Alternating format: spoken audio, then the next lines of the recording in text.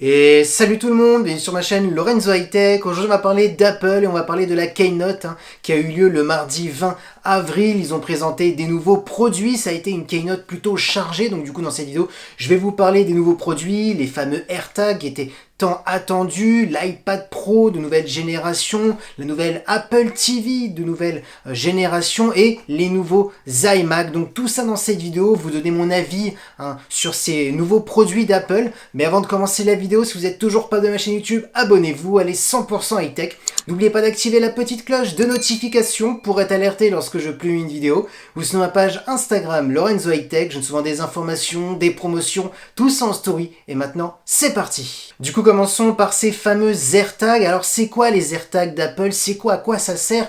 Et bah tout simplement on est sur des petits ronds, c'est des petites balises GPS qui permettra de trouver vos objets perdus. Alors si vous êtes quelqu'un qui est un petit peu tête en l'air, souvent vous ne savez pas où vous avez mis votre sac à main, vos clés ou d'autres objets, et bah tout simplement grâce à cette petite GPS vous allez pouvoir trouver n'importe quel objet perdu, alors que ça soit chez vous ou dehors, parce que tout simplement ça fonctionne avec le Bluetooth. Donc lorsque vous êtes à la maison, vous cherchez vos clés, le Bluetooth sera activé, donc du coup ça permettra de détecter votre objet perdu. Bien entendu, si vous êtes dehors, vous savez très bien que le Bluetooth a une portée limitée, donc du coup le Bluetooth ne suffira pas. Et ils vont utiliser la même technologie qu'on a pour retrouver un iPhone perdu. Vous savez, depuis iOS 14, depuis les nouveaux iPhones, lorsque vous perdez votre iPhone, maintenant, entre tous les iPhones qu'on a dans n'importe quel pays, et grâce à la technologie du réseau, ça permet de trouver la localisation de l'iPhone. Et ils ont repris cette technologie et l'ont mis sur ces AirTags. Donc, du coup, c'est vraiment intéressant parce qu'on voit qu'Apple va beaucoup plus loin que ses concurrents, parce que du coup, on n'a pas besoin d'abonnement, on n'est pas comme sur un petit tracker. Donc voilà, c'est vraiment le point fort de ce produit. Maintenant, ce que je peux vous dire, c'est qu'on a une autonomie d'1 an. Donc voilà, comme ça fonctionne à basse consommation, on a une longue durée de vie.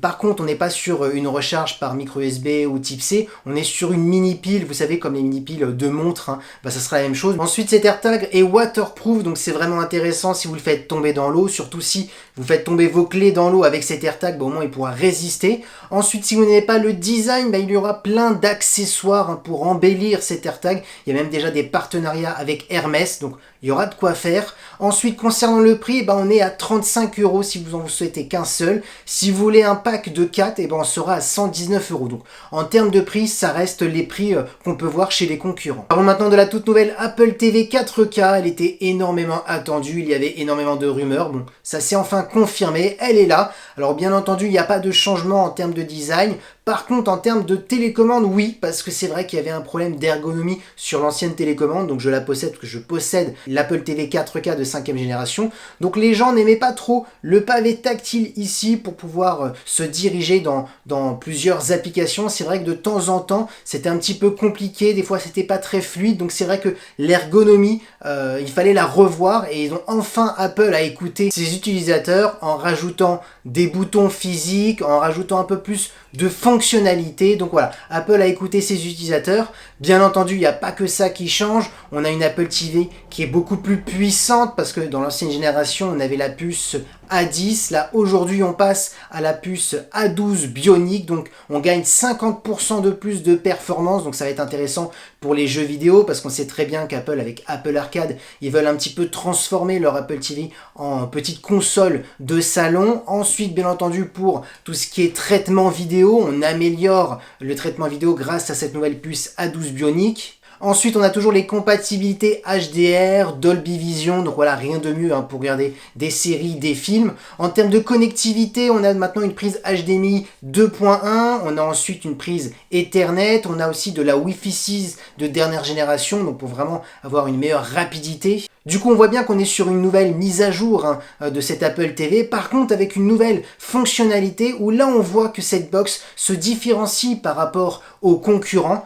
Tout simplement parce que vous pourrez aujourd'hui calibrer votre téléviseur grâce à cette nouvelle Apple TV 4K. Alors comment ça fonctionne? Tout simplement, il faudra activer le mode calibration dans l'Apple TV et ensuite prendre votre iPhone et fixer l'écran face avant de votre iPhone sur votre téléviseur pour qu'ensuite le procédé se passe. Donc il mettra quelques couleurs, bleu, vert, blanc, rouge, et ensuite il calibrera votre écran. Donc là, on voit vraiment que Apple se différencie par rapport aux concurrents, concurrents parce qu'aucune box ne propose ceci et c'est tout à fait normal parce que normalement on est sur un procédé ou une technologie qui est que pour les professionnels. Donc en fait de mettre ceci sur le grand public, c'est vraiment un grand pas. Donc on voit vraiment qu'Apple arrive à se différencier des concurrents. Ensuite maintenant parlons prix, on est à 199 € pour la version 32 Go et 220 € pour la version 64 Go. Donc il n'y a pas de grande augmentation de prix, on reste sur des prix corrects. Parlons maintenant d'iMac parce que oui, pendant cette keynote, Apple a sorti de nouveaux iMac de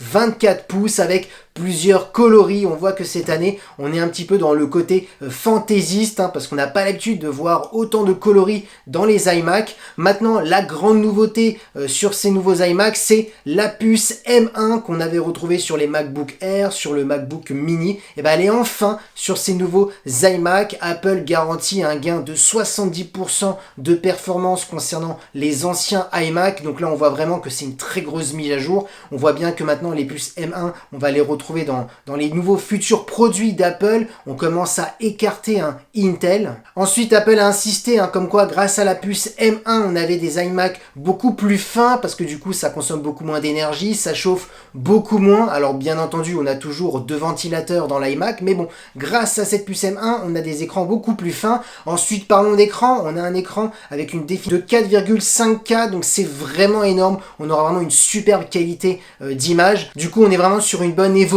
sur ces iMac en termes de performance, en termes de qualité d'écran, en termes de design parce que c'est beaucoup plus fin grâce à la puce M1. Maintenant les prix, ils commencent à partir de 1449 €. Donc voilà, c'est les prix des iMac, il n'y a pas de grande augmentation.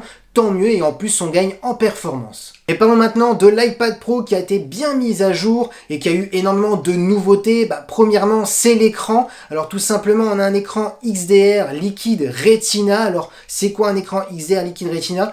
C'est le même procédé qui est utilisé sur l'écran qui coûte plus de 5000 € chez Apple, l'écran XDR. Là on est sur un écran mini LED, donc là on aura plus de couleurs, plus de contraste. Donc ça va être intéressant pour les personnes qui dessinent ou les graphistes qui utilisent cet iPad Pro. Ensuite, en termes de performance, là, on est bien au-dessus par rapport aux anciennes générations des iPad Pro, tout simplement parce qu'on a la puce M1. Et oui, alors même moi, j'aurais pas cru voir cette puce, j'aurais cru qu'ils auraient mis la puce A14 Bionic, peut-être un peu plus optimisée. Non, ils ont mis la puce M1 qu'on retrouve sur les iMac maintenant, les MacBook Air, l'iMac Mini. Donc là, on va gagner en gain de performance pour tout ce qui est jeux, applications gourmandes. Ensuite, on a toujours une prise type C Thunderbolt, donc pour avoir de la recharge rapide, pour pouvoir aussi, si vous souhaitez recopier tout ce qui est sur l'iPad sur un écran, vous pourrez le faire grâce à cette prise. Du coup, on va pas se le cacher, on voit bien que sur cet iPad Pro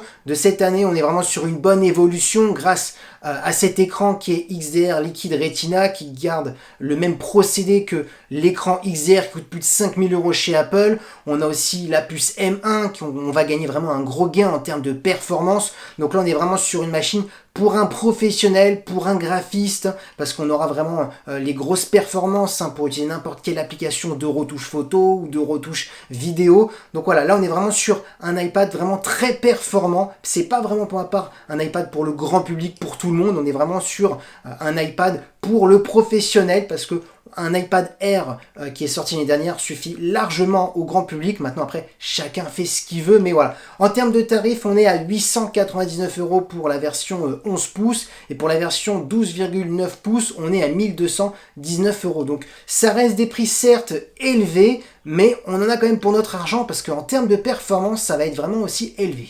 Et voilà, la vidéo d'Apple est terminée, j'espère qu'elle vous a plu. Si c'est le cas, n'oubliez pas le petit pouce like, de vous abonner sur cette chaîne YouTube et d'activer la petite cloche de notification pour être alerté lorsque je publie une vidéo. Vous sur ma page Instagram Lorenzo High Tech, je donne souvent des informations, des promotions, tout ça en story. Et maintenant je vous dis à très bientôt.